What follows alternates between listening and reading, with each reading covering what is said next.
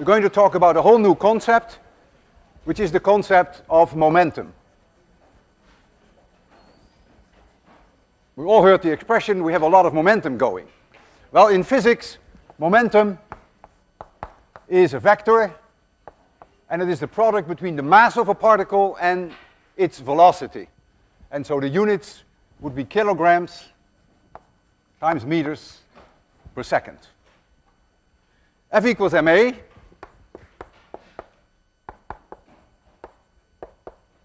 That equals m dv dt. That equals d mv dt. And that equals, therefore, dp dt. So what you see, the force is dp dt. And what that means is, if a particle changes its momentum, a force must have acted upon it. It also means if a force acts on a particle, it will change its momentum. Let us now envision that we have a whole set of particles which are interacting with each other. And the interaction could be gravitational interaction, could be electrical interaction, but they're interacting with each other. Zillions of them, a whole star cluster. I pick one here, which I call Mi, and I pick another here, which I call Mj. And there is an external force on them, because they happen to be exposed to forces from the outside world. And so on this one is a force Fi external, and on this one is Fj external. But they're interacting with each other, either attracting or repelling. And so in addition to these external force, there is a force that J feels due to the presence of I. Let's suppose they are attracting each other. This would be F that J experience in the presence of I. Actions equals minus reaction according to Newton's third law. So this force, Fij, will be exactly the same as Fji except in opposite direction. We call these internal forces. That's the interaction between the particles. If these were the only two forces, then the net force on this object, on this particle I, would be a force in this direction. This would be F net. And you can do the same here. This would be F net on particle J, and this would be F net on particle I. But since there are zillions of objects here, there are many of these interacting forces, and so I can't tell you what the net force will be. The net force is ultimately the sum of the external force and all the internal forces. What is the total momentum of these zillions of particles? Well, that's the sum of the individual momenta. So that is P1 plus P2, Pi, and you have to add them all up. I take the derivative of this, dp total dt, that is P1 dt. Well, that's the force on number 1. It's the total force on number 1. So it is F1, but it is the net force on F1. And the p dt for this particle equals F2 net force. And the force on particle number I equals Fi net, and so on. And so when we add up all these forces, obviously, that is the total force on the entire system. Now comes the miracle. The miracle is that all these internal forces eat each other up. This Ji cancels this one if you look at the system as a whole, not if you look at the individual particles. But on the system as a whole, they all cancel each other out. And so the total force on the system is simply the total force external, and all the internal forces, you can forget about it. And this means then that we come to a key conclusion that dp total dt In fact, I have it written down there. It's so important that I want you to look at it this whole lecture. Look at this. You see that dp dt is the total force externally, forget all the internal forces, and what it means that if the external force, the total external force on the whole system is 0, it means that the momentum cannot change. Momentum is conserved, and that's called the conservation of momentum. It only holds if the sum of all external forces are 0. We could have hundreds of stars, like a globular cluster, and they could collide with each other. They could explode. They could break apart. All those forces are internal. They don't count. The momentum of the cluster as a whole, not angular momentum, I misspoke. The momentum of the cluster as a whole would not change if there are no external forces on the system. If the net sum, the total external force, is 0. So the individual stars would change their momentum all the time because the individual particles in the individual stars will experience, of course, the internal forces. I'm not saying that the individual particles do not continuously experience momentum changes. It's just the system as a whole for which the momentum is then conserved. We can do a very simple example so that you get a feeling numerical idea. I would have an object here has mass m1, and here I have one m2. Let this one have a velocity v1, and this one has a velocity v2. A one-dimensional problem, just as a warm-up. They plow into each other, and they stick together. I put some glue on one, and so they stick together. That's a given. You have to accept that. Let this be the direction of increasing x. And so before the collision, I have a certain amount of momentum. I can do this on a horizontal table, which is frictionless. I can do it on an ice surface, which is nearly frictionless, and I ignore air drag. So this is the situation before. And so the momentum that I have before equals m1 v1. This is my plus direction. I could put vectors over there, but that's really not necessary because it's a one-dimensional problem, plus m2 v2. But if you like that, be my guest. That's the momentum before. Now they stick together. And so when they stick together, their total mass is m1 plus m2. And then their velocity happens to be v prime. We often give a prime to the situation after the collision occurs. And so now I can apply for the first time the conservation of momentum. The momentum before must be the same as the momentum afterwards because there are no external forces on the system. When they collide, you better believe it that there are internal forces. You better believe that there is glue. And it goes plunk, and they feel those forces, both of them. The momentum of each one individually is changing, but not the momentum of the system as a whole. And so this equals m1 plus m2 v prime. And so if we put in some numbers, suppose m1 equals 1 kilogram, and v1 is 5 meters per second. Let m2 be 2 kilograms, and let v2 be 3 meters per second. Then you see, since they're both in the same direction, momentum here is 5, plus 6 is 11. So this is 11. And this is 1 plus 2 is 3. So that is 3 times v1 prime. And so v1 prime is 11/3 meters per second. So the conservation of momentum tells you what the speed is after the collision. When we deal with collisions, the velocities of the object before the collision are unprimed. You see here v1, and you see here v2. Now the velocities after the collisions, by convention, are primed. You see here a v prime. Now if after the collision, object 1 and object 2 have a different velocity, we would call it v1 prime and v2 prime. Now in this case, we're dealing with an inelastic collision. So m1 and m2 are stuck together. They are merged. So it is sufficient to just call it v prime. You could have called it V1 prime, because V1 prime is the same as V2 prime, is the same as V prime. And during the next 4 minutes, you will see that a few times do I call it V1 prime. I wish I really hadn't. It would be better if I had just used V prime. That is unique and sufficient.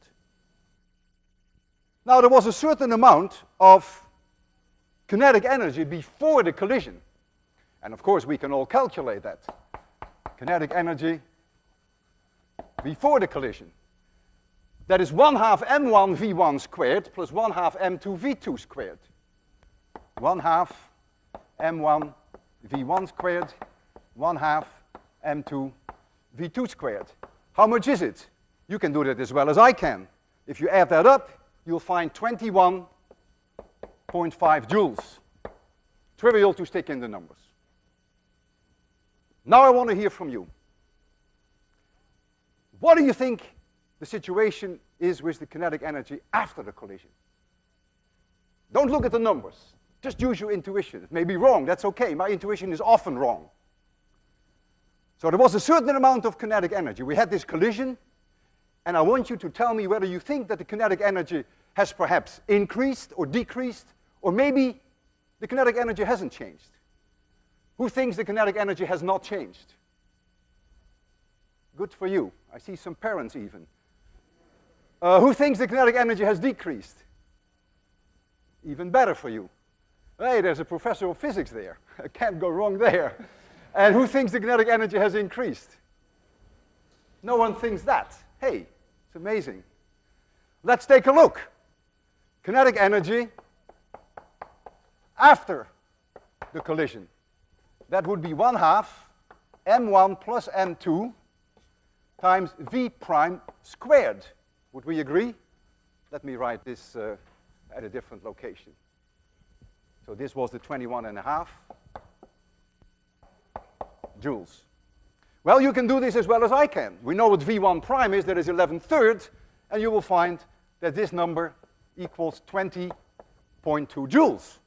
So the kinetic energy went down. Now you may say, well, big deal, a little bit of kinetic energy, it's only like 1.3 joules. Who cares about 1.3 joules? Well, it is a real big deal in physics, let me tell you. And I can make you appreciate that it is a real big deal by doing the following.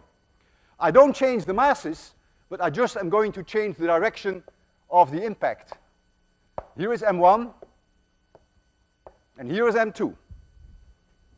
The speeds remain the same, v1, and this is v2. No change in the numbers, except that they go now head on. What is the momentum of particle number 1? Well, that is mv. 1 times 5 is plus 5. Remember, this is the increasing direction of x. So the momentum is plus 5. What is the other one? That is 2 times 3, that is 6. Backwards. This is minus 6. So what is the total? The total momentum, if you give it the magnitude, equals minus 1. The magnitude is 1, of course, and the momentum, if I leave this off, we would call that minus 1, because it's a one-dimensional problem. The momentum before is in this direction, it's minus 1. So what now is v prime? They stick together. Here they are. And afterwards, I'm not even sure whether they go this way or this way. Yes, I am sure, because the momentum is in this direction. So I predict that v1 prime will be in this direction. And so this now equals m1 plus m2 times the new v1 prime. Well, m1 plus m2 is 1 plus 2 is 3 kilograms. And so you see that v1 prime equals minus 1/3 meters per second. So the whole system now goes off with 1/3 meters per second in this direction. The kinetic energy before has not changed. It was 21.5 joules, right? That is independent of how I collide them with each other. What now is the kinetic energy afterwards? This is a great tragedy, because now you get 1/2 the sum of the masses, which is 3, times this small number squared. Goes with v squared, right? And now there is only 0.17 joules left. Almost all kinetic energy has been destroyed. So what you see here in front of your eyes, that kinetic energy can be destroyed, but momentum cannot be destroyed in the absence of external forces. Kinetic energy and momentum is a totally different thing. The momentum of the individual particles did change, but the net momentum did not change, but the kinetic energy was destroyed. I can destroy the kinetic energy completely if I want that. I can arrange a collision so that all kinetic energy has been removed. Suppose this particle has a mass 5 and the velocity is 1. This is my shorthand notation. And this particle has a mass 1, but it has a velocity 5. The momentum of this system is 0. Plus 5 in this direction, it is 5 in this direction. But you bet your life there is kinetic energy. After the collision, they hit each other. We agreed that they would stick. There was glue on it. Momentum afterwards must therefore still be 0. Internal forces don't matter no matter what happens. Kinetic energy is 0. So the whole system collides, bing, and afterwards you have here the sum of the total masses, and it just stands still because I told you that they are going to stick together. I used glue.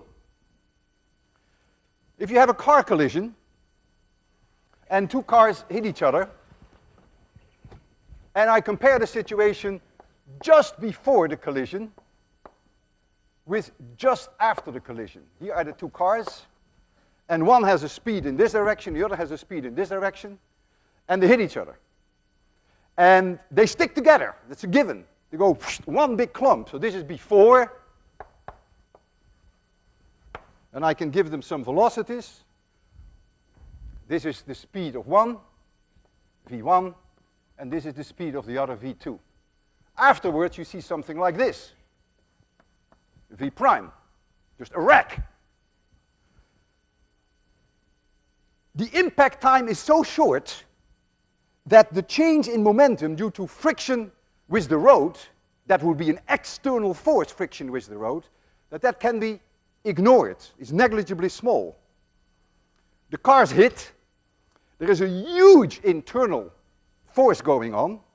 One slams on the other and the other slams on one. There is even fireworks. Metal scrapes over metal.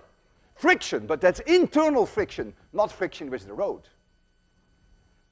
So momentum is approximately conserved if we can ignore the friction from the road during the impact, because the impact time is so short. So let here be car with mass m1, and here is the other car with mass m2, and we'll make it a two-dimensional problem, because we have seen only one-dimensional problems now. Let's make it a two-dimensional problem. So this is the direction for this car, and let's say this is the direction in which the other car is going, velocity v2, and tragedy has it that this is the place where they're going to collide. In what direction and what will be the speed after the collision? I only compare just the moment before the hit with just the moment after the hit. What comes later is a different story. When you have formed a wreck, clearly it's going to slide on the road, and then there is an external force, which is friction, which will slow it down. It's just during the impact, I claim, that to a reasonable approximation, momentum will have to be conserved. And so, what is the momentum of this one? Well, this may be the momentum of this one. It may have a very small mass, small speed. And what is the momentum of this one? Well, this may be the momentum of number 1, and this could be the momentum of number 2. The net momentum is the vectorial sum of these two, which is this. That is P total of the system. That is never going to change. That's before and after the collision exactly the same. And therefore, if you know this angle theta, and you know P1 and you know P2, then you can calculate in what direction the objects are going to slide.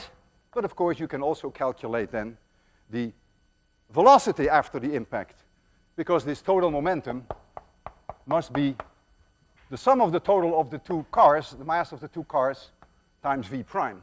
And so you can calculate everything, and that's what the police is doing when they find wrecks on the road. They actually use the the track, the skidding tracks of the rack to calculate v prime, and then they can try to reconstruct the situation as it was before the collision. Now, in all these cases, the objects stuck together. We've only considered cases where they stick together, in which case we call those in physics completely inelastic collisions. Now, next lecture, I will also deal with situations whereby, during the collision, the particles bounce off each other. In completely inelastic collisions, you always lose kinetic energy. Sometimes a little, as you see there, sometimes a lot, as you see there, sometimes everything, as you see there. Always in inelastic collisions do you lose kinetic energy. Can we have in a collision an increase of kinetic energy? Well, it depends on how you define the word collision. The answer is yes. And in fact, I will show you an example and even do a demonstration. In the most simple case that I can think of, I have here a block which has a certain mass m. But there is an explosive inside. And all of a sudden it goes boom! It explodes. Well, before, the speed is 0, and so the momentum is 0. And there comes the bang, and one piece flies in this direction with a certain velocity v2 prime. This is m2. And another piece flies off in this direction with mass m1 with velocity v1 prime. Clearly, momentum must be conserved. This explosion is only internal forces.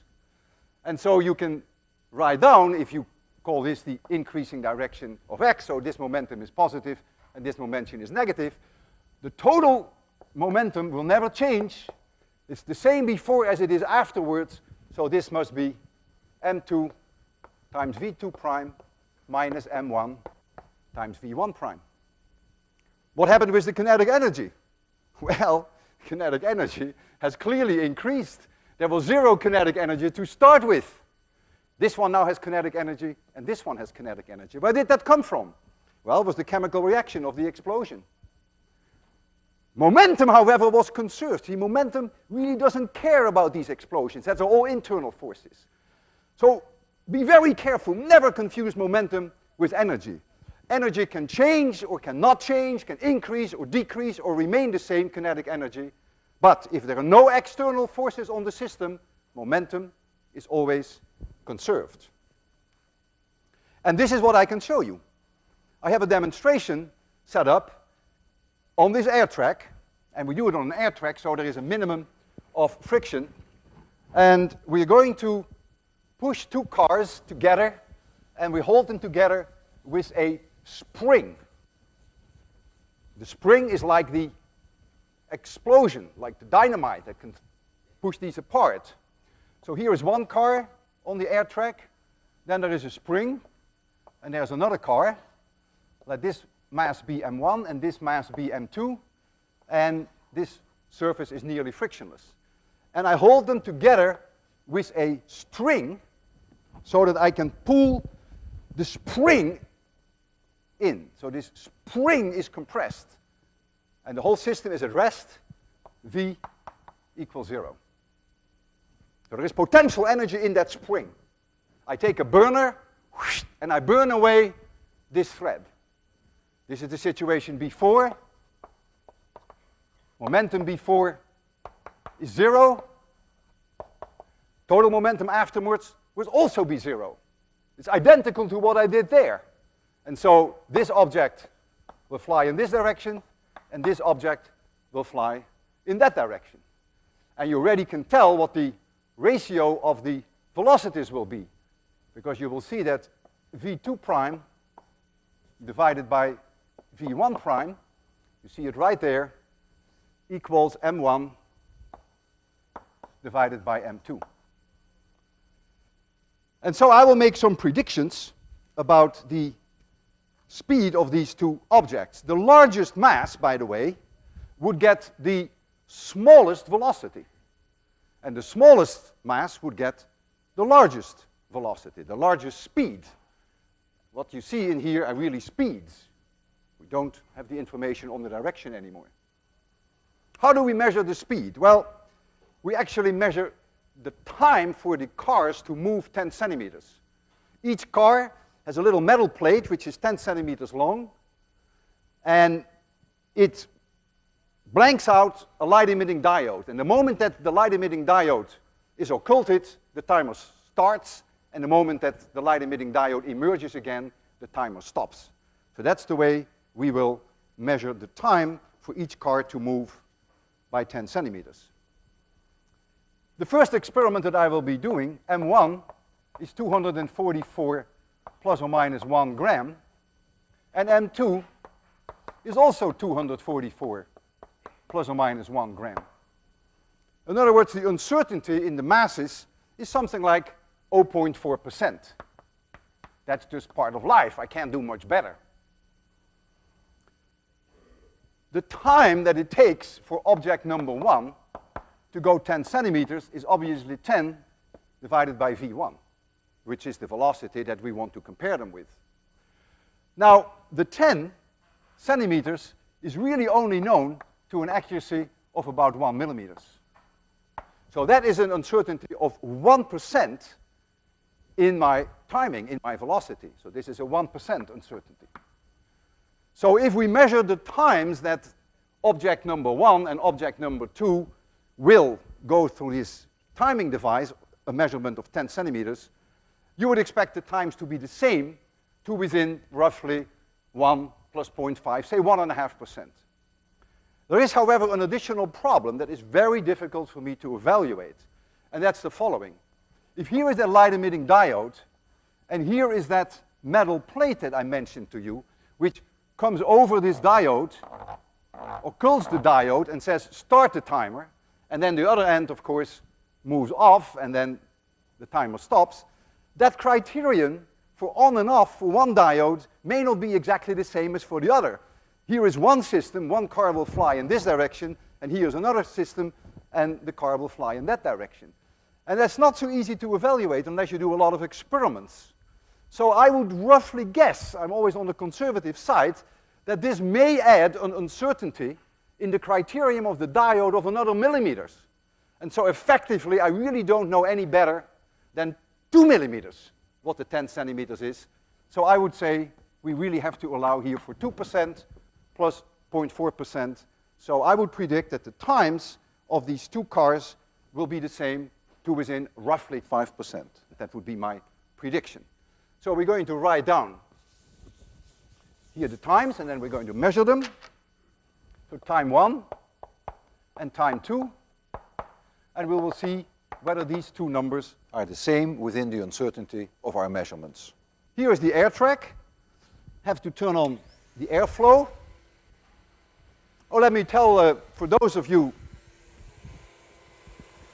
for the parents in my audience who haven't seen this one, this is a marvelous device.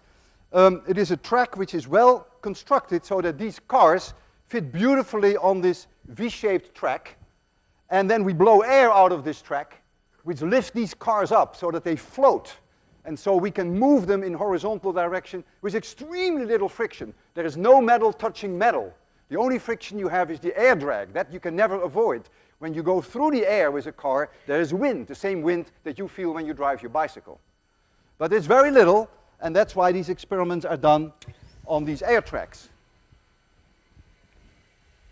These are not cheap, by the way, these air tracks. They're very expensive. Well, you pay $25,000 tuition, so you might as well get something for it, right? So I hope that these timers are on. They are. And now we have here one car. And notice how frictionless it goes when I touch it. It's very nice, almost frictionless. And here we have another one. And they have equal mass to within 1 gram. And there is a spring between them. Some of you may be able to see it. And I'm going to attach now that string to hold them together. And so I put potential energy in the spring by pushing them together. And they're lined up now here. They have no momentum. Timer is not on? Has to be reset? Thank you. You're now both 0? Yeah, you sure? Okay. So now I'm going to burn off that wire. The momentum of each one of those cars will change. One will go in this direction, the other one in this direction. Kinetic energy will increase. That's the potential energy from the spring. But the momentum of the system as a whole, after I burn the wire, will remain 0. Ready for this?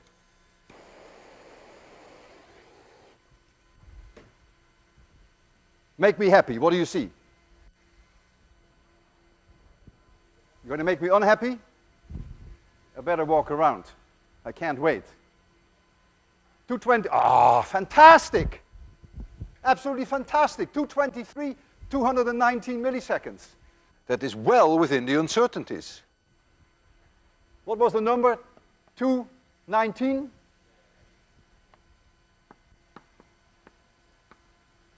219 milliseconds and 223 milliseconds.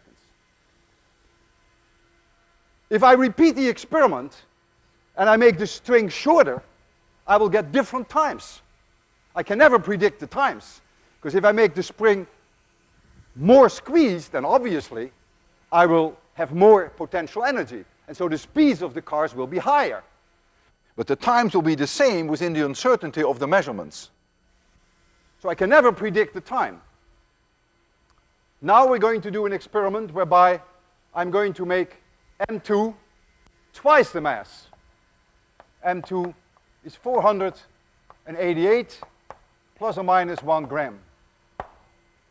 Now that's going to be interesting, because now you really begin to test the conservation of momentum.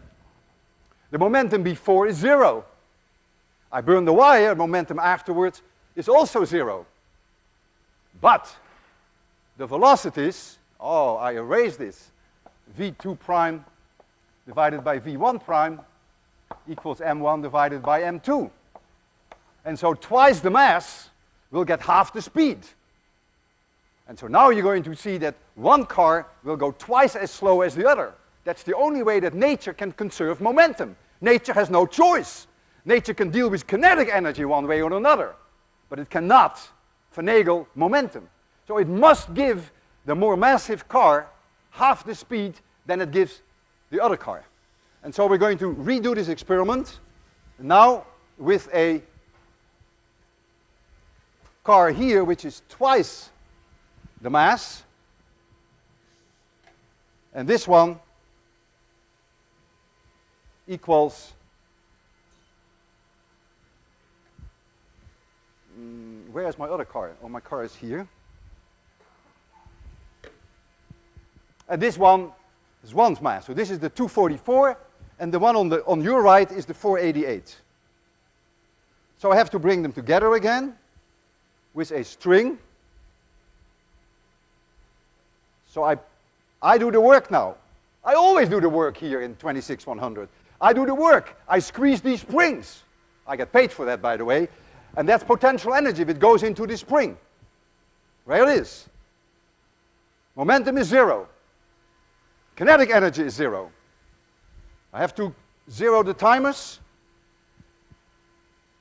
Oh, and I would like to make a prediction. I would like to see, we'll measure T1, and then we'll measure T2, and then we get a number, and we get a number, and if we multiply this number by 2.00, then I would like to get this number within the uncertainties of the measurements. There is always an uncertainty in any measurement that you do. All right? Make sure that, are the timers 0? Okay, there we go.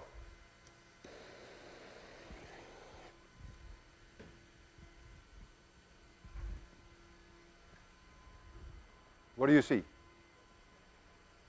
Ah, 406, 193. Whew! On the button! 406 and 193. 0.406, is that what you see? Yeah? And 0.193. Now I don't even need my calculator to multiply this by 2. I can even do that by heart. 9, 3, 0.396, 0.406.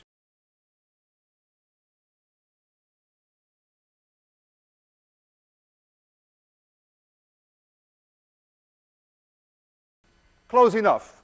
The two are in excellent agreement within the 2.5% uncertainty in each measurement. So you see, that's exactly how you can demonstrate the conservation of momentum. They picked up kinetic energy, but after the wire was burned, the momentum remained zero.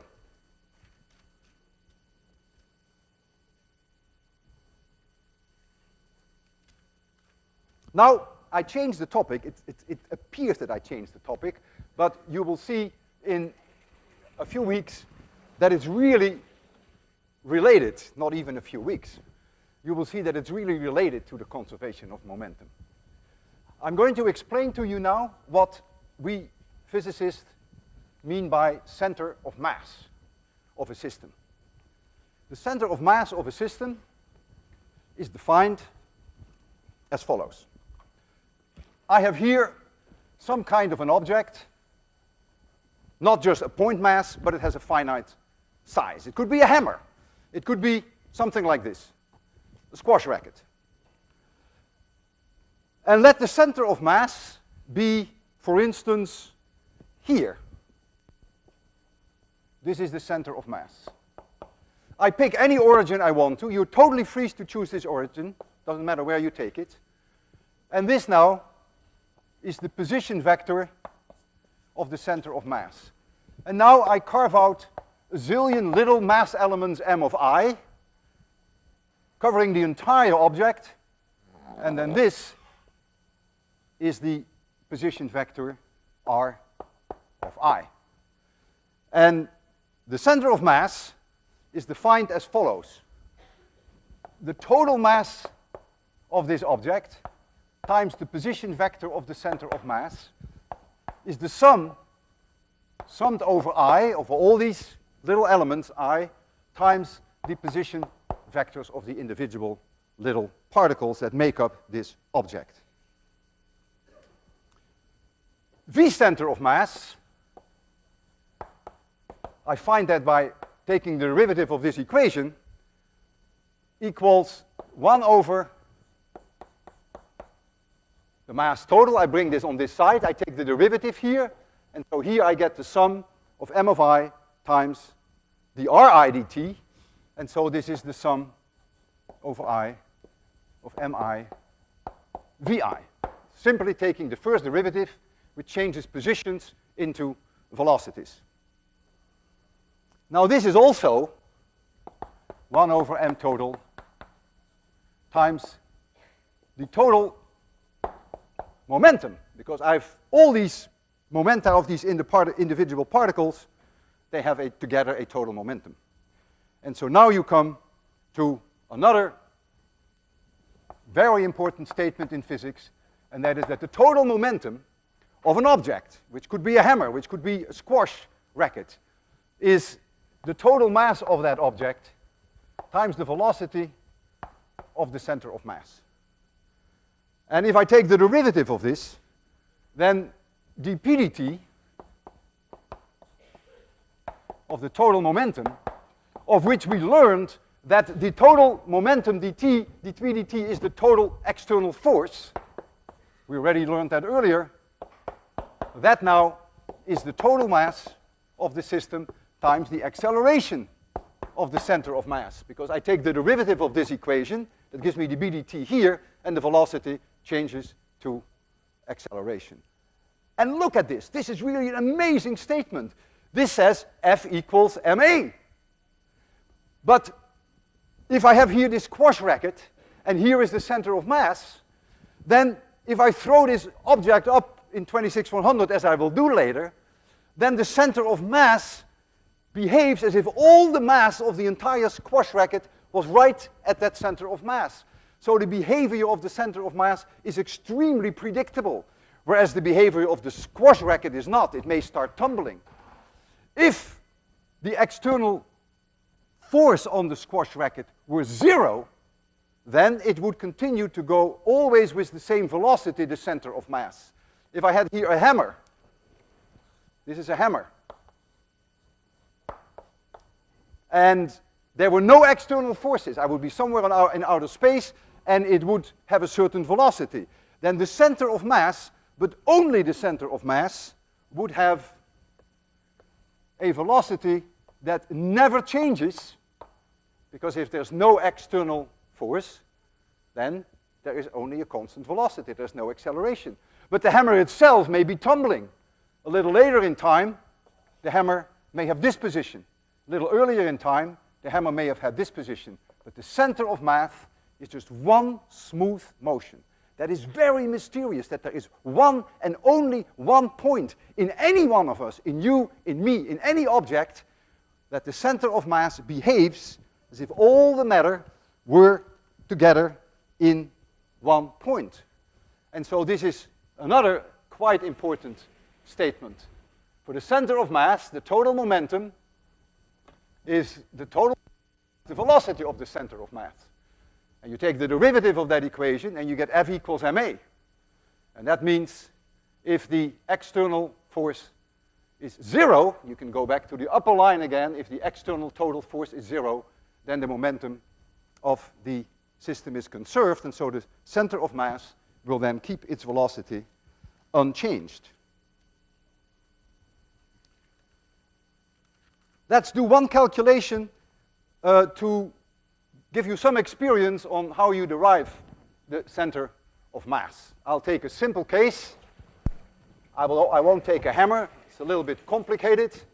I will take 3 masses which are held together by very unphysical, by massless rods, say. Then I have 3 point masses, and that makes my life a little easier. Let this be the y-axis, and this the x-axis. And here at 0, I have a mass m. At a distance L, I have here a mass 2m. This is also L, and this is also L, so this is an equilateral triangle. These are massless rods, and here I have a mass m. And I'm asking you, where is the center of mass? So you have 3 point masses, and they are connected with massless rods. Well, for those of you who have a good feeling for symmetry, they would say certainly it has to lie somewhere on this line. And it's probably slanted in the direction of the 2m, so it will probably be somewhere here.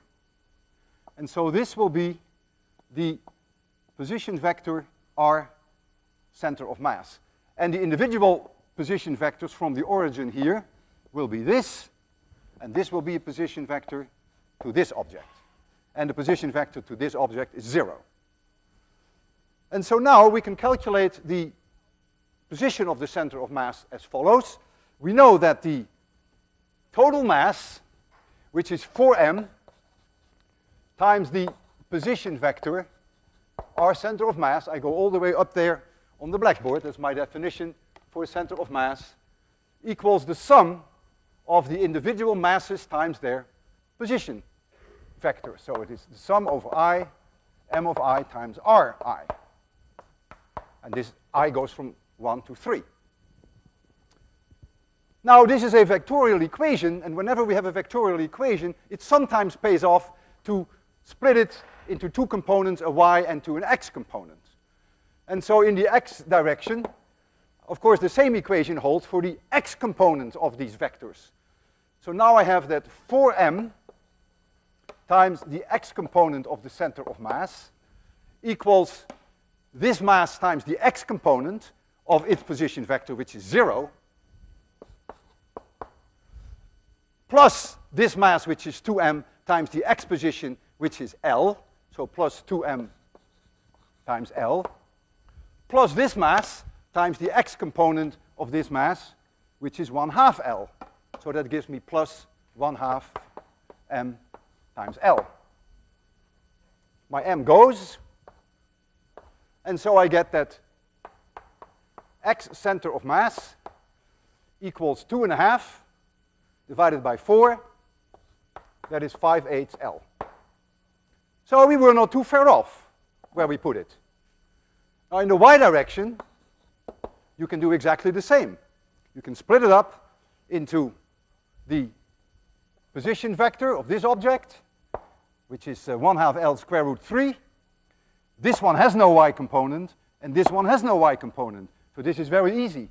So you're going to get that 4m times y of the center of mass equals this mass m times the y component of that position vector, and that is 1/2 L square root of 3. And so you lose your m, and so you see that y center of mass then becomes the square root of 3 divided by 8 times L. And I think that's about 0.22 L very roughly. Yes. And so you see that we didn't put it in so badly. It's about 1/5 of this distance. It's about 1/5 higher than this distance. And so you can calculate the center of mass. That's really not too hard if you have discrete points. If you have a car or if you have an object like this, then it is of course much harder to calculate the center of mass. I will teach you in a few weeks a very easy way to determine experimentally where the center of mass is located.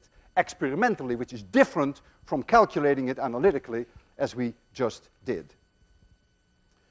So I mentioned to you that the motion of the center of mass is very uniform in the absence of external forces. And that I can demonstrate for you again with the air track. We have a system here of two cars which are connected by a spring. I will turn on the air shortly because the air makes a lot of noise. These are two cars connected by a spring, and I will give these cars a certain motion, and they will go in this direction, and they will oscillate in a weird way because they are connected with a spring, and I keep them connected. And it would be nearly impossible for us to evaluate the motion of these two cars individually. But if I give the whole system a certain velocity, and then they go like this, and they keep going like this, and maybe crazy things, momentum of the center of mass will not change. Only of the center of mass, not of this car, not of that car. That's the uniqueness of the center of mass. And so the center of mass will just laugh at us and ignores all these motions and will travel at a constant speed very nicely. So if you concentrate on that little object, you may be able to see that. You may need a lot of imagination to see that, because you're going to be distracted by the weird motion of the other two objects. This is the center of mass. It's right in the middle. The objects have the same mass. There we go.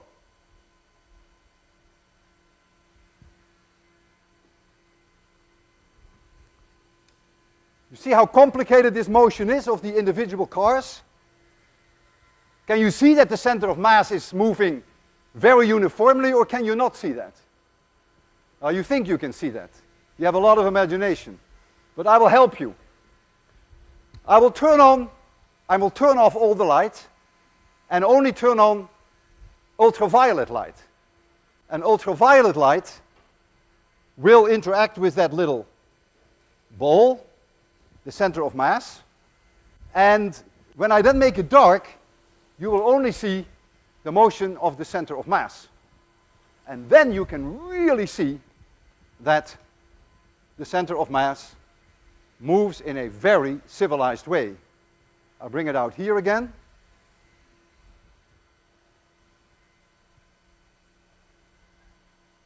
Okay, so now I'm going to help you to concentrate. Are the timers off? Yes, timers are off? Okay, dark. Let your eyes get used to the darkness.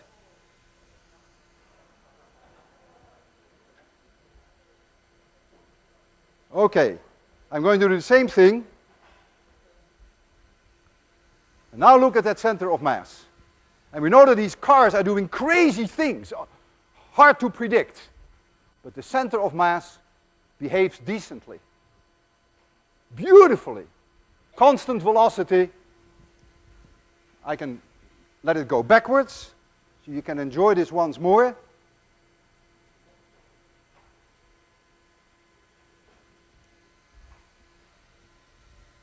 Center of mass motion,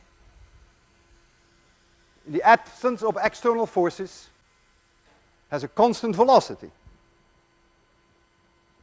When I throw up a hammer, then the hammer will do very weird things. The hammer will start to tumble and rotate, but the center of mass will behave in a civilized way. If I throw up a hammer, then the center of mass, and only the center of mass, will just go along a perfect parabola, as if it were just a tennis ball. Now, at one point, I will do it with a squash racket. At one point, the squash racket may be like this, and at another point, the squash racket may be like this, and a little later, it may be like this. But the center of mass of the squash racket will perfectly go along a parabola. And so we have here a squash racket, and we have here the center of mass. I have also here a regular, well, it is not quite a tennis ball, but close enough. This one, you would expect it to behave perfectly like a parabola. From this one, you would not expect it to behave like a parabola. Let me throw this one up in light, and you will see that it is very strange motion. If I show you the whole thing in UV, then you will see the same kind of beautiful parabola as you would see with this ball. Something like this. Forget the fact that it lights up. You remember that was the last lecture that I wanted to remind you of. So now we're going to turn off the lights, and I want to show you the motion of the center of mass. You see the center of mass here? Can you all see it? Okay, there we go. You ready? Concentrate only on the center of mass. Nice parabola or not? Shall I do it again? You see the center of mass? Can you see it? You can still see it, right? A wonderful parabola for me. All right, enjoy the presence of your parents. Have a good weekend. See you Monday.